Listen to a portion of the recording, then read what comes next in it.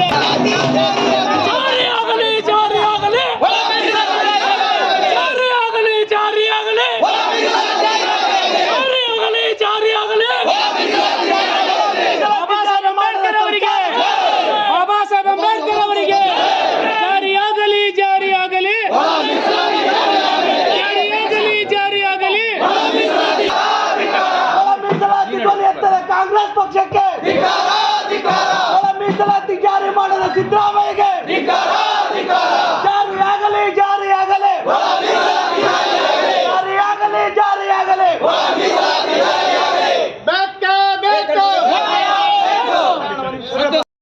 ಅದು ನೆನೆಸ್ಕೊಂಡಾಗ ಮಾತ್ರ ಈಗಿರ್ತಕ್ಕಂಥವ್ರು ಮುಂದೆ ಬರ್ತಕ್ಕಂಥವ್ರು ಹೋರಾಟದ ರೂಪುರೇಷೆಗಳನ್ನು ನಾವು ಕಿಚ್ಚೆದೆಯಿಂದ ಹೆಚ್ಚಿ ಯಾಕೆ ನಾವು ಇಷ್ಟೊಂದು ಡಲ್ ಆಗ್ತಾ ಇದ್ದೀವಿ ಇತ್ತೀಚೆಗೆ ಯುವಕರು ಅಂತಂದು ಹೇಳಿದ್ರೆ ನಮ್ಮಲ್ಲಿ ನಾವೆಂತಂದರೆ ನಾನಾಗಿ ಎಲ್ಲರೂ ಸೇರಿ ಏನು ಕೊರತೆ ಇದೆ ನಮ್ಮಲ್ಲಿ ಅಂದರೆ ನಮಗೆ ಎಜುಕೇಷನ್ ಕೊರತೆ ಇದೆ. ಅದು ಮೊಟ್ಟ ಮೊದಲ ಸಾಹೇಬ್ರಿದ್ರು, ಆಮೇಲೆ ನಮ್ಮ ಆರ್ ಬಿ ತಿಮ್ಮಾಪುರ ಸಾಹೇಬ್ರಿದ್ರು, ಮತ್ತೆ ಎಲ್ಲ ಲಂಬಾಣಿ ಸಮುದಾಯದ ಎಲ್ಲ ಶಾಸಕರು, ಮಾಜಿ ಶಾಸಕರು, ಹಾಲಿ ಶಾಸಕರು ಎಲ್ಲರಿದ್ದು ಐಕ್ಯತೆ ಸಮಾವೇಶವನ್ನು ಮಾಡಿದ್ರು. ಚಿತ್ರದುರ್ಗ ಜಿಲ್ಲೆಯಲ್ಲಿ ಐಕ್ಯತೆ ಸಮಾವೇಶ ಮಾಡಿ ಏನಾದ್ರು ನಮ್ಮ ಸರ್ಕಾರ ಅಧಿಕಾರಕ್ಕೆ ಬಂದೇ ಒಂದೇ ವಾರದಲ್ಲಿ ನಿಮ್ಮ ಸದಾಶಿವ ಆಯೋಗ ಜಾರಿ ಮಾಡ್ತೀನಿ ಅಂತ ಹೇಳಿದ್ರು. ಮಾಡಿದ್ರ ಸರ್ಕಾರ ಅಧಿಕಾರಕ್ಕೆ ಬಂತು, ಜಾರಿ ಮಾಡಲಿಲ್ಲ ಸದಾಶಿವ ಆಯೋಗ. ಇವತ್ತಲ್ಲಿ ಹಣೆ ವರ್ಕ್ ಮಾಡೋದಾಗಲಿಲ್ಲ. ಸುಪ್ರೀಂ ಕೋರ್ಟ್ ಆದೇಶ ಮಾಡಿರ್ತಾರೆ, ಸ್ವಾಮಿ ನೀವು ನಿಮ್ಮ ಕೈಲಿ ಆಗಲಿಲ್ಲ, ನಿಮ್ಮ ಸರ್ಕಾರಕ್ಕೆ ಅಧಿಕಾರ ಬಂದು ಒಂದು ವಾರದಲ್ಲಿ ಜಾರಿ ಮಾಡ್ತೀನಿ ಅಂತ ಹೇಳಿದ್ರೆ ನಿಮ್ಮ ಹಣೆ ವರ್ಕ್ ಅದು ಮಾಡೋಕ್ಕಾಗಲಿಲ್ಲ. ಅದು ಬಿಟ್ಟಾಕಿ ಸುಪ್ರೀಂ ಕೋರ್ಟ್ 7 ಬೆಂಚ್ ಏನು ಇವಿ ಚೆನ್ನಯ್ಯ ಕೇಸ್ ಏನು ಸಂತೋಷ್ ಹೆಗ್ಡೆ ಅವರು 5 ಬೆಂಚಿನಲ್ಲಿ ಒಳಗಡೆ ಆಂಧ್ರದ ಇವಿ ಚೆನ್ನಯ್ಯ ಕೇಸ್ ಒಳಗಡೆ ಏನು ಒಳ ಮೀಸಲಾತಿ ಹ್ಯೂಮನ್ ಜರ್ನಲಿಸ್ಟ್ ಅಂತಂದ್ರೆ ಪರಿಶಿಷ್ಟ ಜಾತಿಗಳೆಲ್ಲ ಒಂದು ಕುಟುಂಬ, ಆ ಕುಟುಂಬದಲ್ಲಿ ನಾವು ಕದಲಿಸಬಾರ್ದು, ಅದು ಯಾವತ್ತಿದ್ರು ಏಕತೆಯಲ್ಲೇ ಕಾಪಾಡಬೇಕು ಅಂತೇಳಿ ಇವಿ ಚೆನ್ನಯ್ಯ ಕೇಸನ್ನು ತಿರಸ್ಕಾರ ಮಾಡಿದರು. ಅದರ ಬದಲಾಗಿ ಅರುಣ್ ಮಿಶ್ರಾ ಸಿಂಗ್ ಅವರ ಜಡ್ಜ್ಮೆಂಟ್, ಅರುಣ್ ಮಿಶ್ರಾ ಸಿಂಗ್ ಅವರು 2021ರಲ್ಲಿ ಒಂದು ಜಡ್ಜ್ಮೆಂಟ್ ಆಯಿತು. ಹ್ಯೂಮನ್ ಜರ್ನಲಿಸ್ಟು ಏಕತೆ ಎಂಬುದು ಒಳ ಪರಿಶಿಷ್ಟ ಜಾತಿಗಳಿಲ್ಲ. ಯಾಕೆಂತಂದ್ರೆ ನಮ್ಮಲ್ಲಿ ವೈವಾಹಿಕವಾಗಿ ಅಥವಾ ಸಾಂಸ್ಕೃತಿಕವಾಗಿ ಸಾಮಾಜಿಕವಾಗಿ ಪರಿಶಿಷ್ಟ ಜಾತಿಗಳೆಲ್ಲ ಯಾರು ಒಂದಲ್ಲ.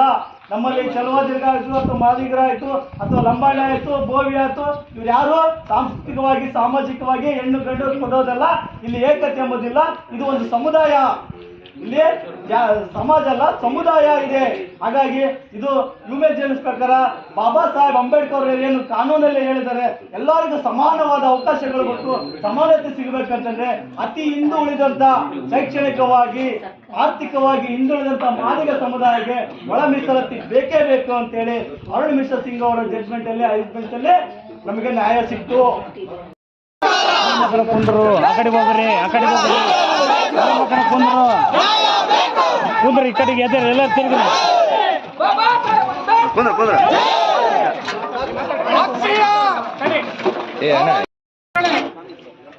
ರಾಜ್ಯದ 224 ಕ್ಷೇತ್ರಗಳಲ್ಲಿ ಎಲ್ಲ ಶಾಸಕರ ಮನೆ ಮುಂದೆ ಇವತ್ತು ಒಳ ಮೀಸಲಾತಿ ಜಾರಿಗಾಗಿ ಶಾಸಕರಿಗೆ ಮನವಿ ಪತ್ರವನ್ನು ಸಲ್ಲಿಸುವುದರ ಮುಖಾಂತರವಾಗಿ ಮೊನ್ನೆ ಶಾಸಕರುಗಳು ಮತ್ತು ವಿಧಾನ ಪರಿಷತ್ ಸದಸ್ಯರುಗಳು ವಿಧಾನಸಭೆಯ ಅಧಿವೇಶನದಲ್ಲಿ ಒಳ ಮೀಸಲಾತಿಗೆ ಜಾರಿ ಸಂಬಂಧಪಟ್ಟಂಗೆ ನಮ್ಮ ಪರವಾಗಿ ಮಾತಾಡಲಿ ಅನ್ನೋ ಒಂದು ಹಿತದೃಷ್ಟಿಯಿಂದ ನಾವುಗಳೆಲ್ಲರೂ ಇವತ್ತು ಎಲ್ಲ ರಾಜ್ಯದ 224 ಶಾಸಕರಿಗೆ ಮನವಿಯನ್ನು ಸಲ್ಲಿಸ್ತಾ ಇದ್ದೀವಿ.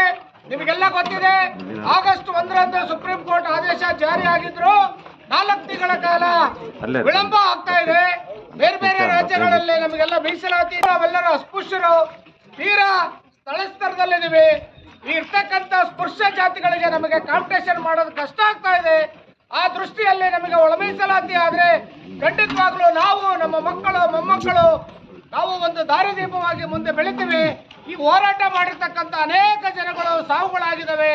ಮತ್ತೆ ಆ ಪರಿಸ್ಥಿತಿಗಳನ್ನ ಉದ್ಭವ ಆಗಬಾರ್ದು ಅನ್ನೋ ದೃಷ್ಟಿಯಿಂದ 224 ಶಾಸಕರು ಮತ್ತು MLCಗಳು ಈ ಒಂದು ಅಧಿವೇಶನದಲ್ಲಿ ಆದಷ್ಟು ಬೇಗನೆ ಸರ್ಕಾರಕ್ಕೆ ಒತ್ತಡ ತಗೊಂಡು ಬಂದು ಒಳ ಮೀಸಲಾತಿ ಜಾರಿ ಮಾಡೋದಕ್ಕೆ ನೀವು ನಮ್ಮ ಜೊತೆ ಕೈ ಜೋಡಿಸ್ಬೇಕಂತೇಳಿ ನಾನು ತಮ್ಮಲ್ಲಿ ಮನವಿ ಮಾಡಿಕೊಳ್ತಾ, ಶಾಸಕರಿಗೆ ನಮ್ಮ ಎಲ್ಲ ಮುಖಂಡರುಗಳು ಇಲ್ಲಿ ಬಂದಿರತಕ್ಕಂಥ ಎಲ್ಲರಿಗೂ ಅಭಿನಂದನೆ ಸಲ್ಲಿಸೋದ್ರ ಮುಖಾಂತರವಾಗಿ ಮೆಮೊರಂಡಮ್ ಅನ್ನ ಓದೋದ್ರ ಮುಖಾಂತರವಾಗಿ ಈ ಒಂದು ಕಾರ್ಯಕ್ರಮಕ್ಕೆ ಮೆಮೊರಂಡಮ್ ಕೊಡ್ಬೇಕಂತೇಳಿ ನಾನು ಇಲ್ಲಿರ್ತಕ್ಕಂಥ ಮುಖಂಡರು ಈ ಒಂದು ಸದಾಶಿವ ಆಯೋಗವನ್ನು ಕುರಿತು ನಮ್ಮ ಮಾದಿಗರ ಪರವಾಗಿ ಅತಿ ಶೀಘ್ರದಲ್ಲೇ ಈ ಒಂದು ಸದಾಶಿವ ಆಯೋಗದ ವರದಿಯನ್ನ ಜಾರಿಗೊಳಿಸಬೇಕು. ಹಾಗೆ ನಾವು ಈ ಒಂದು ಕಾಂಗ್ರೆಸ್ ಪಕ್ಷವನ್ನ ನಂಬಿಕೊಂಡು ತಲತಲಾಂತರದಿಂದ ಈ ಪಕ್ಷವನ್ನು ನಂಬಿಕೊಂಡು ಬಂದಿದ್ದೀವಿ. ನಮ್ಮೆಲ್ಲ ಸಮುದಾಯದವರಿಗೂ ದಾರಿದೀಪ ಆಗ್ಬೇಕಂತೇಳಿ ನಾವು ಶಾಸಕರಿಗೆ ಮನವಿ ಮಾಡ್ತಾ ಇದೀವಿ. ಹಾಗೂ ಶಾಸಕರು ಈ ಒಂದು ಮನವಿ ಪತ್ರವನ್ನು ಇಸ್ಕೊಂಡು ತಮ್ಮ ಅನಿಸಿಕೆಗಳನ್ನ ತಾವು ಇಲ್ಲಿ ಹೇಳ್ಬೇಕಂತ ತಾವು ಹೃತ್ಪೂರ್ವಕವಾಗಿ ತಮ್ಮೆಲ್ಲರ ಪರವಾಗಿ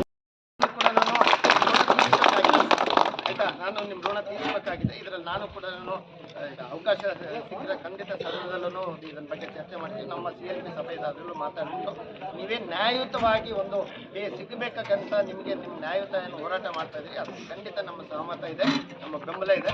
ಇದಕ್ಕೆ ನಾನು ದನಿಗೂಡಿಸಿ ಆದಷ್ಟು ಶೀಘ್ರದಲ್ಲಿ ನಿಮಗೆ ನ್ಯಾಯ ಸಿಗೋಂಥ ರೀತಿಯಲ್ಲಿ ನಾನು ಒಂದು ಹೆಜ್ಜೆ ಮುಂದೆ ಇಟ್ಬಿಟ್ಟು ನಿಮಗೆ ನ್ಯಾಯ ಕೊಡಿಸೋಂಥ ಕೆಲಸ ಖಂಡಿತ ಮಾಡ್ತೀನಿ. ಮುಂದೆ ಯಾವತ್ತೂ ಆಯ್ತಾ, ನಾನು ಹೇಳ್ತೀನಿ, ರಾಜಕಾರಣಿ ಅನ್ನೋದು ರಾಜಕಾರಣಿ ಆಗಿಬಿಟ್ಟು ನಾನು ಆರ್ಥಿಕವಾಗಿ ಸಾಮಾಜಿಕವಾಗಿ ಖಂಡಿತ ನಿಮಗೆ ಒಂದು ಬಲ ಬೇಕೇ ಬೇಕು, ನಿಮ್ಗೆ ಮಾಡಿಕೊಡ್ತೀವಿ.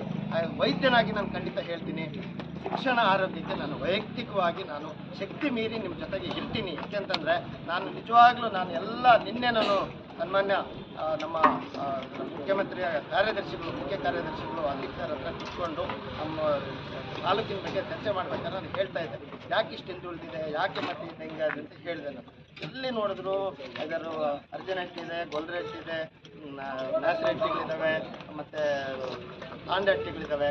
ಎಲ್ಲ ಇಂಥದ್ದೇ ತುಂಬಿಕೊಂಡಿರ್ಬೇಕಾದ್ರೆ ಎಲ್ಲ ರೀತಿ ಆರ್ಥಿಕವಾಗಿ ಸಾಮಾಜಿಕ ಅಂದರೆ ಇಲ್ಲಿಂದ